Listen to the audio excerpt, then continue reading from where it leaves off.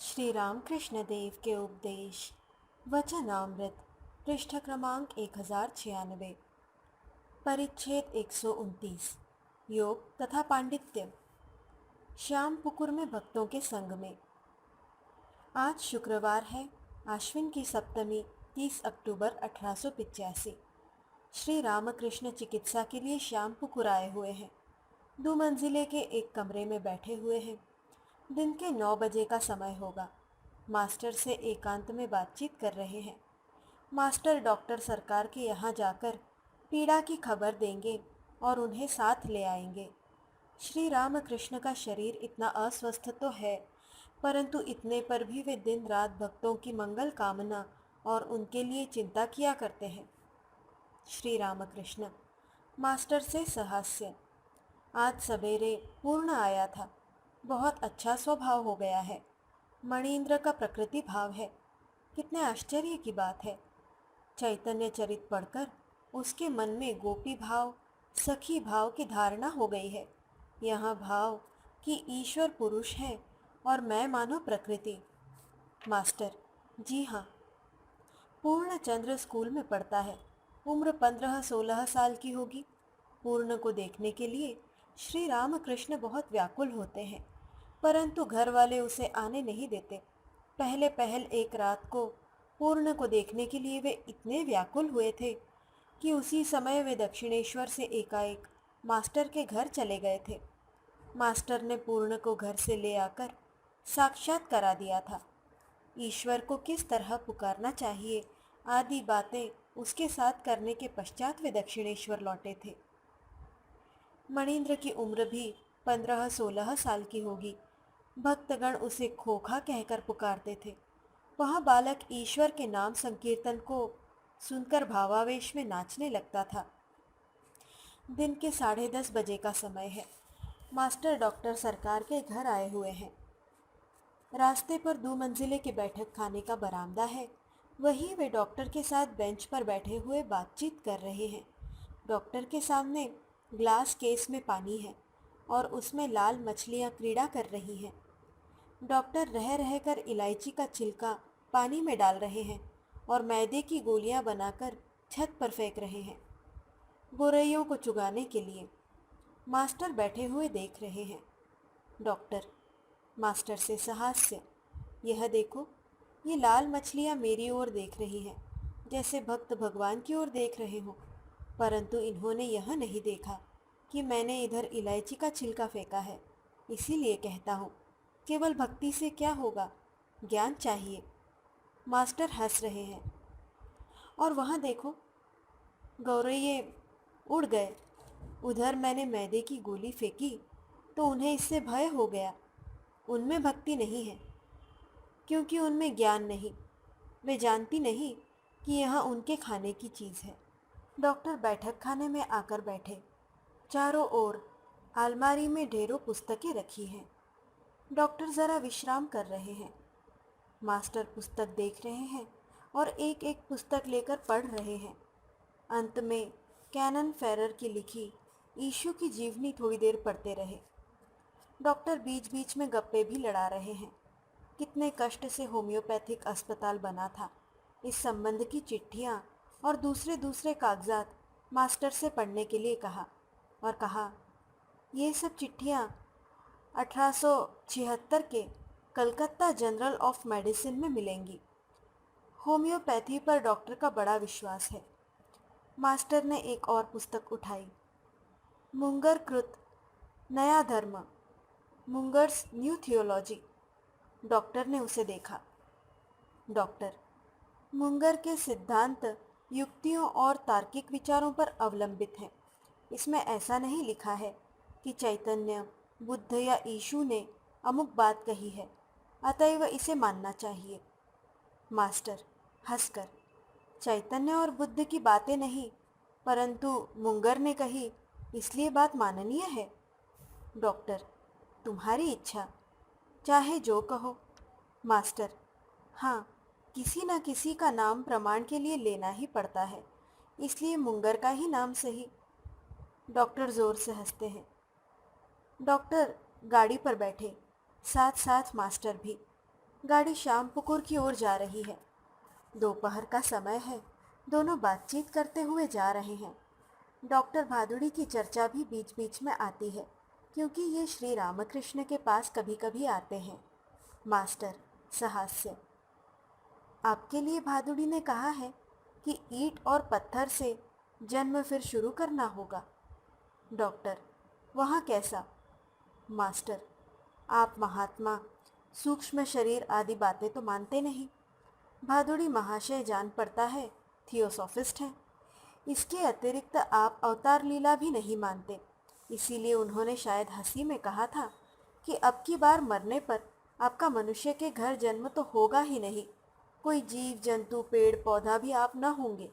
आपको कंकड़ पत्थर से ही श्री गणेश करना होगा। फिर बहुत से जन्मों के बाद आदमी हो तो हो। डॉक्टर: अरे बाप रे। मास्टर: और यह भी कहा है कि साइंस के सहारे आपका जो ज्ञान है वह मिथ्या है, क्योंकि वह अभी अभी है और अभी अभी नहीं। उन्होंने उपमा भी दी है, जैसे दो कुएं हैं। एक में नीचे स्रोत है, उसी से पानी आता है। दूसरे में स्रोत नहीं है, वह बरसात के पानी से भर गया है। वह पानी अधिक दिन रुक नहीं सकता। आपका साइंस का ज्ञान भी बरसात के पानी की तरह है, वह सूख जाएगा। डॉक्टर जरा हंसकर: अच्छा यह बात। गाड़ी कार्नवालिस स्ट्रीट पर आई।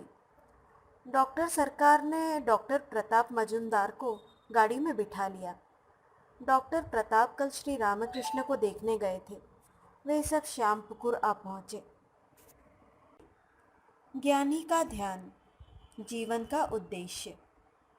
श्री रामकृष्ण उसी 2 मंजिले के कमरे में बैठे हुए हैं। पास कोई भक्त भी है। डॉक्टर और प्रताप के साथ बातचीत हो रही है। डॉक्टर श्री रामकृष्ण से: फिर खांसी हुई? बंगला में खांसी को काशी कहते हैं और काशी बनारस का भी नाम है।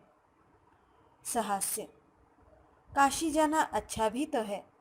सब हंसते हैं। श्री रामकृष्ण सहास्य: उससे तो मुक्ति होती है। मैं मुक्ति नहीं चाहता, मैं तो भक्ति चाहता हूँ। डॉक्टर और भक्तगण हंस रहे हैं। श्रीयुत प्रताप डॉक्टर भादुड़ी के जमाता हैं। श्री रामकृष्ण प्रताप को देखकर भादुड़ी के गुणों का वर्णन कर रहे हैं। श्री रामकृष्ण प्रताप से: आहा, वे कैसे सुंदर आदमी हो गए हैं। ईश्वर चिंता, शुद्धाचार और निराकार साकार सब भावों को उन्होंने ग्रहण कर लिया है। मास्टर की बड़ी इच्छा है कि कंकड़ और पत्थरों की बात फिर हो। छोटे नरेंद्र से धीरे धीरे कह रहे हैं। कंकड़ पत्थरों की कौन सी बात भादुड़ी ने कही थी, तुम्हें याद है? मास्टर ने इस ढंग से कहा जिससे श्री रामकृष्ण भी सुन सके। श्री रामकृष्ण सहास्य डॉक्टर से: और तुम्हारे लिए उन्होंने, डॉक्टर भादुड़ी ने क्या कहा है जानते हो? उन्होंने कहा कि तुम यह सब विश्वास नहीं करते, इसलिए अगले कल्प में कंकड़ पत्थर के रूप में जन्म लेकर तुम्हें आरंभ करना होगा। सब लोग हंसते हैं। डॉक्टर सहास्य: अच्छा मान लीजिए कि कंकड़ पत्थर से ही आरंभ कर कितने ही जन्मों के बाद मैं मनुष्य हो जाऊं, पर यहाँ अर्थात श्री रामकृष्ण के पास आने से तो मुझे फिर एक बार कंकड़ पत्थर से ही शुरू करना होगा। डॉक्टर और सब लोग हंसते हैं। श्री रामकृष्ण इतने अस्वस्थ हैं, फिर भी उन्हें ईश्वरीय भावों का आवेश होता है। वे सदा ईश्वरीय चर्चा किया करते हैं। इसी संबंध में बातचीत हो रही है। प्रताप: कल मैं देख गया, आपकी भाव की अवस्था थी। श्री रामकृष्ण: वह आप ही आप हो गई थी, प्रबल नहीं थी। डॉक्टर: बातचीत करना और भावावेश होना, ये इस समय आपके लिए अच्छा नहीं। श्री रामकृष्ण डॉक्टर से: कल जो भावावस्था हुई थी उसमें मैंने तुम्हें देखा ज्ञान का आकार है, परंतु भीतर एकदम सूखा हुआ, आनंद रस नहीं मिला। प्रताप से: ये अर्थात डॉक्टर यदि एक बार आनंद पा जाए तो अधः ऊर्ध्व सब आनंद से पूर्ण देखेंगे। फिर मैं जो कुछ कहता हूँ वही ठीक है और दूसरे जो कुछ कहते हैं वह ठीक नहीं आदि बातें फिर ये बिल्कुल ही न कहेंगे और फिर इतनी लट्ठमार बातें भी छूट जाएंगी। भक्तगण चुप हैं। एकाएक श्री रामकृष्ण भावावेश में डॉक्टर सरकार से कह रहे हैं, महेंद्र बाबू, तुम क्या रुपया रुपया कर रहे हो? बीबी बीबी, मान मान, ये सब इस समय छोड़कर एक चित्त हो ईश्वर में मन लगाओ और ईश्वर के आनंद का उपभोग करो। डॉक्टर सरकार चुप हैं। सब लोग चुप हैं। श्री रामकृष्ण। न्यांगटा ज्ञानी के ध्यान की बात कहता था, पानी ही पानी है, अधः ऊर्ध्व उसी से पूर्ण है। जीव मानो मीन है, उस पानी में आनंद से तैर रहा है। यथार्थ ध्यान होने पर इसे प्रत्यक्ष रूप से देख सकोगे। अनंत समुद्र है, पानी का कहीं अंत नहीं। उसके भीतर मानो एक घट है, उसके बाहर भी पानी और भीतर भी पानी है। ज्ञानी देखता है भीतर और बाहर वे ही परमात्मा है, तो फिर वहाँ घट क्या वस्तु है? घट के रहने के कारण पानी के दो भाग जान पड़ते हैं। अंदर और बाहर का बोध हो रहा है। मैं रूपी घट के रहते ऐसा ही बोध होता है। वह मैं अगर मिट जाए तो फिर जो कुछ है वही रहेगा, मुख से वह कहा नहीं जा सकता। ज्ञानी का ध्यान और किस तरह का है जानते हो? अनंत आकाश है, उसमें आनंद से पंख फैलाए हुए पक्षी उड़ रहा है। चिदाकाश में आत्मा पक्षी इसी तरह विहार कर रहा है। वह पिंजड़े में नहीं है, चिदाकाश में उड़ रहा है। आनंद इतना है कि समाता ही नहीं। भक्तगण निर्वाक होकर ध्यान योग की बातें सुन रहे हैं। कुछ देर बाद प्रताप ने फिर बातचीत शुरू की। प्रताप सरकार से, सोचा जाए तो सब छाया ही छाया जान पड़ता है।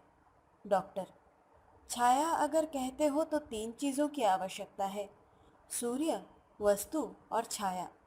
बिना वस्तु के क्या छाया होती है? इधर कह रहे हो ईश्वर सत्य है और फिर सृष्टि को असत्य बतलाते हो। नहीं, सृष्टि भी सत्य है। प्रताप, आईने में जैसे तुम प्रतिबिंब देखते हो उसी तरह मन रूपी आईने में यह संसार भासित हो रहा है। डॉक्टर, एक वस्तु के अस्तित्व के बिना क्या कोई प्रतिबिंब हो सकता है? नरेंद्र, क्यों? ईश्वर तो वस्तु है। डॉक्टर चुप हो रहे। श्री रामकृष्ण डॉक्टर से, एक बात तुमने बहुत अच्छी कही, भावावस्था ईश्वर के साथ मन के संयोग से होती है। यह बात केवल तुमने ही कही और किसी ने नहीं कही। शिवनाथ ने कहा था, अधिक ईश्वर चिंतन करने पर मनुष्य का मस्तिष्क बिगड़ जाता है। कहता है, संसार में जो चेतन स्वरूप हैं उनके चिंतन से अचेतन हो जाता है। जो बोध स्वरूप है, जिनके बोध से संसार को बोध हो रहा है, उनकी चिंता करके अबोध हो जाना। और तुम्हारी साइंस क्या कहती है? बस यही ना कि इससे यह मिल जाए या उससे वह मिल जाए तो अमुक तैयार हो जाता है, आदि आदि। इन सब बातों की चिंता करके जड़ वस्तुओं में पड़कर तो मनुष्य के और भी बोधहीन हो जाने की संभावना रहती है। डॉक्टर, उन जड़ वस्तुओं में मनुष्य ईश्वर का दर्शन कर सकता है। मणि, परंतु मनुष्य में यह दर्शन और भी स्पष्ट हो सकता है और महापुरुषों में और भी अधिक स्पष्ट। महापुरुषों में उनका प्रकाश अधिक है। डॉक्टर, हाँ, मनुष्य में दर्शन अवश्य हो सकता है। श्री रामकृष्ण, जिनके चैतन्य से जड़ भी चेतन हो रहे हैं, हाथ पैर और शरीर हिल रहे हैं, उनके चिंतन से क्या कोई कभी अचेतन हो सकता है? लोग कहते हैं शरीर हिल रहा है, परंतु वे हिला रहे हैं यह ज्ञान नहीं है। लोग कहते हैं पानी से हाथ जल गया, पर पानी से कभी कुछ नहीं जलता। पानी के भीतर जो ताप है, जो अग्नि है, उसी से हाथ जल गया। हंडी में चावल उबल रहे हैं, आलू और भटे उछल रहे हैं। छोटे लड़के कहते हैं आलू और भटे अपने आप उछल रहे हैं। वे यह नहीं जानते कि नीचे आग है। मनुष्य कहते हैं इंद्रियां आप ही आप काम कर रही हैं। भीतर जो चैतन्य स्वरूप है उनकी बात नहीं सोचते। डॉक्टर सरकार उठे, अब विदा होंगे। श्री रामकृष्ण उठकर खड़े हो गए। डॉक्टर, लोगों पर जब कष्ट पड़ता है तब वे ईश्वर का स्मरण करते हैं। और नहीं तो क्या लोग केवल साध ही साध में हे ईश्वर तू ही करते रहते हैं। गले में वह अर्थात घाव हुआ है, इसलिए आप ईश्वर की चर्चा करते हैं। अब आप खुद दुनिया के हाथ में पड़ गए हैं, अब उसी से कहिए। यहाँ मैं आप ही की कही हुई बात कह रहा हूँ। श्री रामकृष्ण। और क्या कहूँगा? डॉक्टर। क्यों? कहेंगे क्यों नहीं? हम उनकी गोद में हैं, उनकी गोद में खाते पीते हैं। बीमारी होने पर उनसे नहीं कहेंगे तो किससे कहेंगे? श्री रामकृष्ण। ठीक है, कभी कभी कहता हूँ, परंतु कहीं कुछ नहीं होता। डॉक्टर। और कहना भी क्यों? क्या वे जानते नहीं? श्री रामकृष्ण सहास्य। एक मुसलमान नमाज पढ़ते समय हो अल्लाह कहकर अजान दे रहा था। उससे एक आदमी ने कहा, तू अल्लाह को पुकार रहा है तो इतना चिल्लाता क्यों है? क्या तुझे नहीं मालूम कि उन्हें चींटी के पैरों के नूपुरों की भी आहट मिल जाती है? जब उनमें मन लीन हो जाता है तब मनुष्य ईश्वर को बहुत समीप देखता है, हृदय में देखता है। परंतु एक बात है, जितना ही यहाँ योग होगा उतना ही बाहर की चीज़ों से मन हटता जाएगा। भक्तमाल में बिल्व मंगल नामक एक भक्त की बात लिखी हुई है। वह वैश्या के घर जाया करता था। एक दिन बहुत रात हो गई थी और वह वैश्या के घर जा रहा था। घर में माँ बाप का श्राद्ध था, इसलिए देर हो गई थी। श्राद्ध की पूड़ियाँ वैश्या को खिलाने के लिए ले जा रहा था। वैश्या पर उसका इतना मन था कि किसके ऊपर से और कहाँ से होकर वहाँ जा रहा था उसे कुछ भी ज्ञान न था, कुछ होश ही न था। रास्ते में एक योगी आंखें बंद किए ईश्वर का ध्यान कर रहा था। उसे भी बेहोशी की हालत में वह लात मारकर निकल गया। योगी गुस्से में आकर बोल उठा, क्या तू देखता नहीं? मैं ईश्वर चिंतन कर रहा हूँ और तू लात मारकर चला जा रहा है। तब उस आदमी ने कहा, मुझे क्षमा कीजिए, परंतु मैं आपसे एक बात पूछता हूँ। वैश्य की चिंता करके मुझे होश नहीं और आप ईश्वर की चिंता कर रहे हैं, फिर भी आपको बाहरी दुनिया का होश है। यह कैसी ईश्वर चिंता है? वहाँ भक्त अंत में संसार का त्याग करके ईश्वर की आराधना करने चला गया।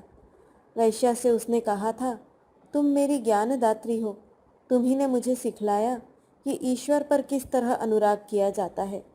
वैश्या को माता कहकर उसने उसका त्याग किया था। डॉक्टर। यह तांत्रिक उपासना है, इसके अनुसार स्त्री को माता कहकर संबोधन किया जाता है। श्री रामकृष्ण। देखो, एक कहानी सुनो। एक राजा था। एक पंडित के पास वह नित्य भागवत सुनता था। रोज भागवत पाठ के बाद पंडित राजा से कहता था, राजा तुम समझे? राजा भी रोज कहता था, पहले तुम समझो। भागवती पंडित घर जाकर रोज सोचता था, राजा इस तरह क्यों कहता है? मैं रोज इतना समझता हूँ और राजा उल्टा कहता है, पहले तुम समझो। यह क्या है? पंडित भजन साधन भी करता था। कुछ दिनों बाद उसमें जागृति हुई। तब उसने समझा, ईश्वर ही वस्तु है और शेष सब घर द्वार कुटुंब परिवार मान मर्यादा अवस्तु है।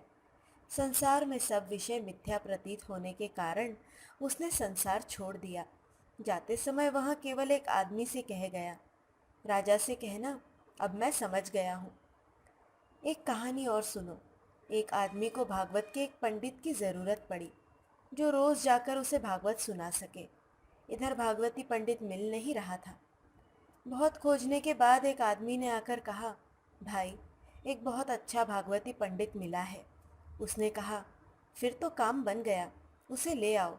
आदमी ने कहा, परंतु ज़रा कठिनाई है। उसके कुछ हल और बैल हैं, उन्हीं को लेकर वहाँ दिन रात काम में लगा रहता है। काश्तकारी संभालनी पड़ती है, उसे बिल्कुल अवकाश नहीं मिलता। तब जिसे पंडित की आवश्यकता थी उसने कहा, अजी जिसे हल और बैलों के पीछे पड़ा रहना पड़ता है उस तरह का पंडित मैं नहीं चाहता। मैं तो ऐसा पंडित चाहता हूँ जिसे अवकाश हो और जो मुझे भागवत सुना सके। डॉक्टर से, समझे? डॉक्टर चुप है। परंतु केवल पांडित्य से क्या होगा? पंडित लोग जानते तो बहुत हैं, वेदों, पुराणों और तंत्र की बातें, परंतु कोरे पांडित्य से होता क्या है? विवेक और वैराग्य अगर किसी में हो तो उसकी बातें सुनी जा सकती है, पर जिसने संसार को ही सार समझ लिया है उसकी बातों को सुनकर क्या होगा? गीता के पाठ से क्या होता है? वही जो 10 बार गीता गीता उच्चारण करने से, गीता गीता कहते रहने से त्यागी त्यागी निकलता है। संसार में जिसकी कामिनी और कांचन पर आसक्ति छूट गई है, जो ईश्वर पर 16 आने भक्ति कर सका है, उसी ने गीता का मर्म समझा है। गीता को पूरा पढ़ने की आवश्यकता नहीं, त्यागी त्यागी कह सकने से ही हुआ, त्यागी बन सकने से ही हुआ। डॉक्टर, त्यागी कहने के लिए एक यह अधिक जोड़ना पड़ता है। मणि, परंतु यह के बिना भी काम चल जाता है। जब श्री रामकृष्ण टेनेटी में महोत्सव देखने गए थे, तब वहाँ नवद्वीप के गोस्वामी से इन्होंने गीता की यह बात कही थी। यह सुनकर गोस्वामी ने कहा था, तग धातु में घन प्रत्यय के लगने से ताग होता है, फिर उसमें इन लगाने से तागी बनता है। इस तरह त्यागी और तागी का अर्थ एक ही होता है। डॉक्टर, मुझे एक ने राधा शब्द का अर्थ बतलाया था। कहा, राधा का अर्थ क्या है जानते हो? इस शब्द को उलट लो, अर्थात धारा धारा। सब हंसते हैं। सहास्य, आज धारा तक ही रहा। डॉक्टर चले गए। श्री रामकृष्ण के पास मास्टर बैठे हुए हैं। एकांत में बातचीत हो रही है। मास्टर डॉक्टर के यहाँ गए थे, वही सब बात हो रही है। मास्टर श्री रामकृष्ण से, लाल मछलियों को इलायची का छिलका दिया जा रहा था और गौरैयों को मैदे की गोलियां। डॉक्टर ने मुझसे कहा, तुमने देखा? मछलियों ने इलायची का छिलका नहीं देखा, इसलिए चली गई। पहले ज्ञान चाहिए, फिर भक्ति। दो एक गौरैयां भी मैदे की गोलियों को फेंकते हुए देखकर उड़ गई। उन्हें ज्ञान नहीं है, इसलिए भक्ति नहीं हुई। श्री रामकृष्ण हंसकर, उस ज्ञान का अर्थ है ऐहिक ज्ञान, साइंस का ज्ञान। मास्टर, उन्होंने फिर कहा, चैतन्य कह गए हैं, बुद्ध कह गए हैं या ईशु कह गए हैं, क्या इसलिए विश्वास करूं? यह ठीक नहीं। उनके नाती हुआ है। नाती का मुंह देखकर वे अपनी पुत्र वधू की प्रशंसा करने लगे। कहा, घर में इस तरह रहती है कि मुझे कहीं आहट भी नहीं मिलती, इतनी शांत और लजीली है। श्री रामकृष्ण, यहाँ की बातें ज्यों ज्यों सोच रहा है त्यों त्यों उसमें श्रद्धा आ रही है। एकदम क्या कभी अहंकार जाता है? उसमें इतनी विद्या है, मान है, धन है, परंतु यहाँ की अर्थात स्वयं की ओर इंगित करके यहाँ की बातों से अश्रद्धा नहीं करता। श्री रामकृष्ण की उच्च अवस्था। दिन के 5 बजे का समय है। श्री रामकृष्ण उसी 2 मंजिले के कमरे में बैठे हुए हैं। चारों ओर भक्तगण चुपचाप बैठे हैं। बहुत से बाहर के आदमी उन्हें देखने के लिए आए हैं। कोई बात नहीं हो रही है।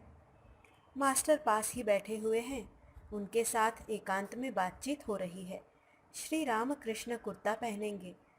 मास्टर ने कुर्ता पहना दिया। श्री रामकृष्ण मास्टर से, देखो, अब विशेष ध्यान आदि मुझे नहीं करना पड़ता, अखंड का एकदम ही बोध हो जाता है, ब्रह्म दर्शन निरंतर ही चलता रहता है। मास्टर चुप हैं, कमरा भी निस्तब्ध है। कुछ देर बाद श्री रामकृष्ण उनसे फिर एक बात कह रहे हैं। श्री रामकृष्ण, अच्छा, ये सब लोग एक ही आसन जमाकर चुपचाप बैठे हुए हैं और मुझे देख रहे हैं, न बोलते हैं न गाना होता है, इस तरह ये मुझ में क्या देखते हैं? श्री रामकृष्ण क्या इंगित कर रहे हैं कि साक्षात ईश्वर की शक्ति अवतीर्ण हुई है, इसीलिए इतने लोगों का आकर्षण है, इसीलिए भक्त लोग अवाक होकर उनकी ओर एकटक दृष्टि से निहारते रहते हैं। मास्टर ने कहा, महाराज, ये लोग आपकी बात बहुत पहले ही सुन चुके हैं। ये लोग वह चीज़ देखते हैं जो कभी इन्हें देखने को नहीं मिल सकती।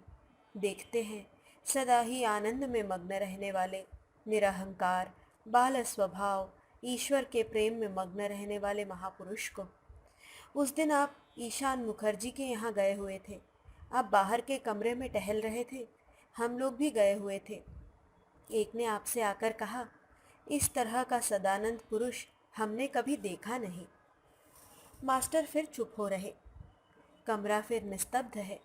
कुछ देर बाद धीमे स्वर में मास्टर से श्री रामकृष्ण ने फिर कहा, अच्छा, डॉक्टर का क्या हो रहा है? क्या यहाँ की सब बातों को वह ग्रहण करता है? मास्टर, यह अमोघ बीज कहाँ जाएगा? किसी न किसी तरफ से कभी न कभी निकलेगा ही। उस दिन की एक एक बात पर हंसी आ रही है। श्री रामकृष्ण, कौन सी बात? मास्टर, आपने उस दिन कहा था यदु मल्लिक यह नहीं समझ सकता कि किस तरकारी में नमक अधिक है, कौन तरकारी कैसी हुई। वह इतना अन्यमनस्क रहता है। जब कोई कह देता है कि अमुक व्यंजन में नमक नहीं पड़ा, तब आए आए करके कहता है, हाँ ठीक तो है, नमक नहीं पड़ा।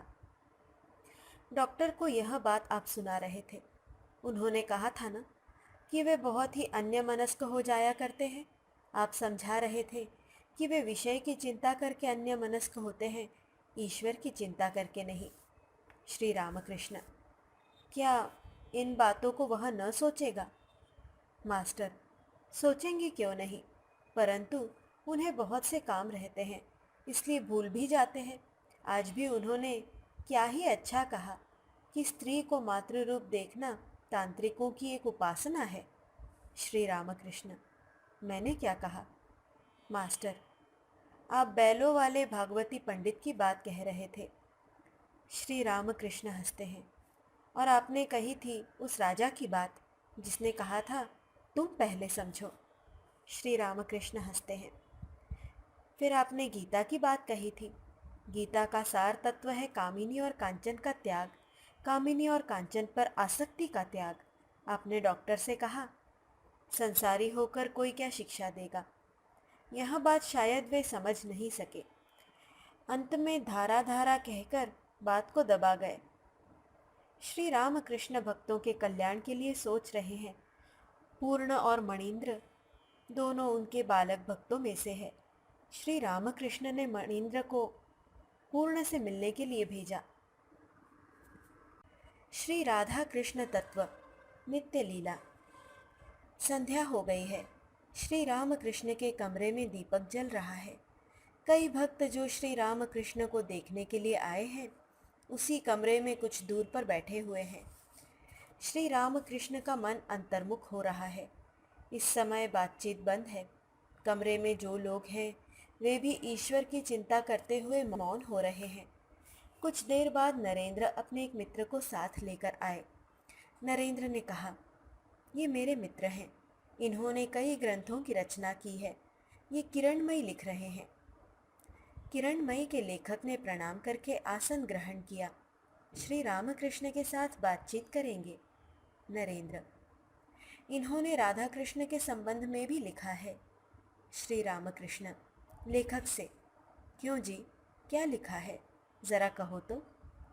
लेखक, राधा कृष्ण ही परब्रह्म है, ओंकार के बिंदु स्वरूप है। उसी राधा कृष्ण परब्रह्म से महाविष्णु की सृष्टि हुई। महाविष्णु से पुरुष और प्रकृति, शिव और दुर्गा की। श्री रामकृष्ण, वाह, नंद घोष ने नित्य राधा को देखा था। प्रेम राधा ने वृंदावन में लीलाएं की थी। काम राधा चंद्रावली है। काम राधा और प्रेम राधा, और भी बढ़ जाने पर है नित्य राधा। प्याज के छिलके निकालते रहने पर पहले लाल छिलका निकलता है, फिर जो छिलके निकलते हैं उनमें ललाई नाम मात्र की रहती है, फिर बिल्कुल सफ़ेद छिलके निकलते हैं। ऐसा ही नित्य राधा का स्वरूप है। वहाँ नेति नेति का विचार रुक जाता है। नित्य राधा कृष्ण और लीला राधा कृष्ण जैसे सूर्य और उसकी किरणें। नित्य की तुलना सूर्य से की जा सकती है और लीला की रश्मियों से। शुद्ध भक्त कभी नित्य में रहता है और कभी लीला में। जिनकी नित्यता है, लीला भी उन्हीं की है। वे केवल एक ही हैं, दो या अनेक नहीं। लेखक जी, वृंदावन के कृष्ण और मथुरा के कृष्ण इस तरह दो कृष्ण क्यों कहे जाते हैं? श्री रामकृष्ण: वह गोस्वामियों का मत है। पश्चिम के पंडित लोग ऐसा नहीं कहते। उनके मत में कृष्ण एक ही है, राधा है ही नहीं। द्वारका के कृष्ण भी वैसे ही है। लेखक: जी, राधा कृष्ण ही परब्रह्म है। श्री रामकृष्ण: वाह! परंतु उनके द्वारा सब कुछ संभव है। वे ही निराकार है और वे ही साकार। वे ही स्वराट हैं और वे ही विराट। वे ही ब्रह्म हैं और वे ही शक्ति। उनकी इति नहीं हो सकती, उनका अंत नहीं है। उनमें सब कुछ संभव है। चील या गीध चाहे जितना ऊपर चढ़े, पर आकाश को उसकी पीठ कभी छू नहीं सकती। अगर पूछो कि ब्रह्म कैसा है, तो यह कहा नहीं जा सकता। साक्षात्कार होने पर भी मुख से नहीं कहा जाता। अगर कोई पूछे कि घी कैसा है, तो इसका उत्तर है कि घी घी के सदृश ही है। ब्रह्म की उपमा ब्रह्म ही है और कोई उपमा नहीं।